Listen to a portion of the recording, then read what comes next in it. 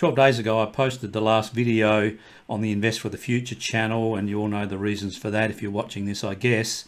And I'm very humbled by the number of comments, like 480 comments, 7,600 odd views. That was, as I said, quite humbling, and I think I have responded just about all of these 480 comments. It did take me about a week and a half to do that. If you didn't get a reply, I do apologize for that, but gee whiz, I spent a long time, and there was a common theme coming through in most of the comments.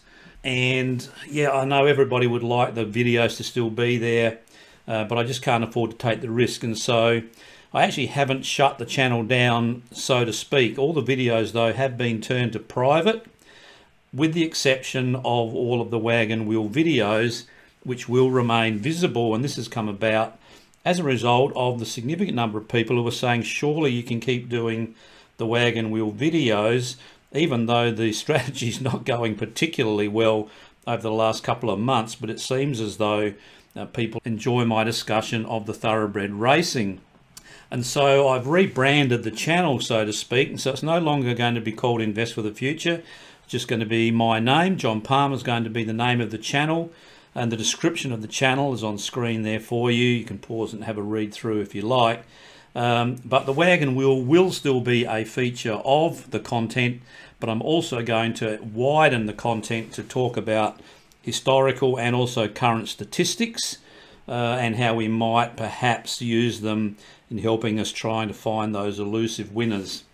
And so the channel now looks like this, with just the teal color. I'm changing the background color from the gray that I have been using to now the teal color, JP for the channel symbol. And I'm staying subscribed to Rob's ASX Analytics channel. I do watch all of his videos, and it looks like he's decided to continue to produce content in a modified sort of form, trying to make sure he doesn't fall foul of ASIC. I do wish him well in that regard, but I do think his channel is one of the best to get some really deep diving into what companies do, their business models and the like. So I do hope that he's able to continue to produce some quality information for us. But you'll notice that now the only videos that appear on my channel will be the ones that relate to racing, and that's what we're going to be doing going forward. So this video here, my final post, that will go private in the next day or two, and then all that will remain is the Wagon Wheel type content and the stuff that I'm about to produce. And so what we're going to be doing, I've changed that up a little bit. I had been trying to find races based on prize money. I've just decided to now stick with 8 races each week. I'm going to go with the quaddie legs in Melbourne and Sydney. We'll look at all of those races, run the Wagon Wheel over it. The spreadsheet will be uploaded each week to Google Sheets, and the video will go live as best as I can make it around about 6 p.m. each Friday, and that's Adelaide time. So if you're interested in looking at the thoroughbred racing and some of the stuff that I think might be of interest, then certainly hit that subscribe button if you haven't already subscribed to the channel, and also hit the notification bell just in case I happen to sneak some other videos in at other times. But with all that out of the way, let's move on and have a look at the races for this weekend. And so it's over to the spreadsheet.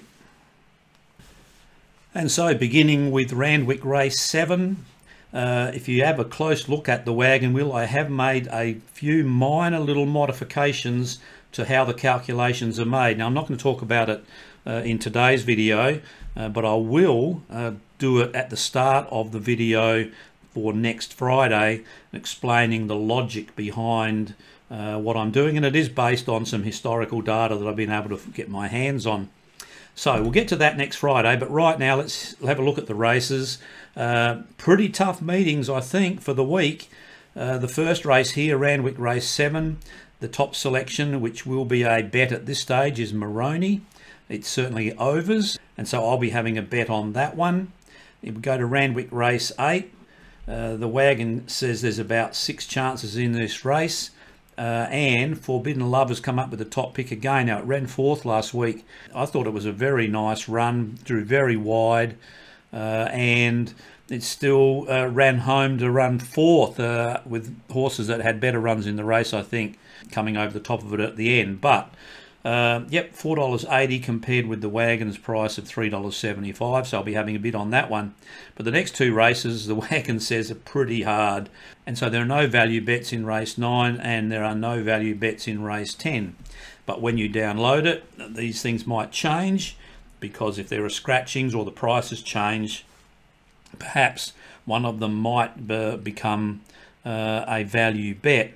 So at this stage, I'm only having 2 bets in Randwick. Moving to Caulfield, first leg of the quaddie. It's coming up with One Diva as the top selection, and it's just overs at the moment, but pretty even race. You can see here 4 horses under $10 according to the Wagon. Come to race 7. This one here is probably the standout bet for the day. Not a big price, but the Wagon price is at $1.91. That's Pondus. Current price available from the bookies, $3.20. Coming to race 8, third leg of the quaddie, does come up with 2 value bets, but the top pick, Ayrton, is unders at the moment. The Wagon has it at nearly $4 and bookies price only $2.80, so I'm not having a bet in that race. And finally, race 9. This is the big white hope for getting the Wagon back into the profit zone. Ancient Girl, Wagon has it rated at $3.33 and the current price $11. Now the reason why I've gone with the quaddies, just to finish off the video, it provides everyone with a chance to, if they want to have a go at the quaddies, there's a bit of information here that you can use, and of course within that there's also the daily double and the trebles as well. And so we might have a look over time at some strategies for perhaps taking some positions in the quaddies or the doubles or the trebles, but we'll see how we go over time. I just noticed I've got a jockey bonus here, and I'm going to get rid of that because I've decided to get rid of the jockey bonuses, and I'll explain why when we get to next Friday. So that's it for this week. Good luck with your punting, and thanks if you're continuing to stay with the channel. That I appreciate that. If you're moving on to better pastures, well, thanks so much for staying with me on Invest for the Future. I've really enjoyed the journey with you, and I do wish you all the very best. But for the rest of us interested in the racing scene, as I said, thanks for watching this one, and I will catch up with you again next Friday.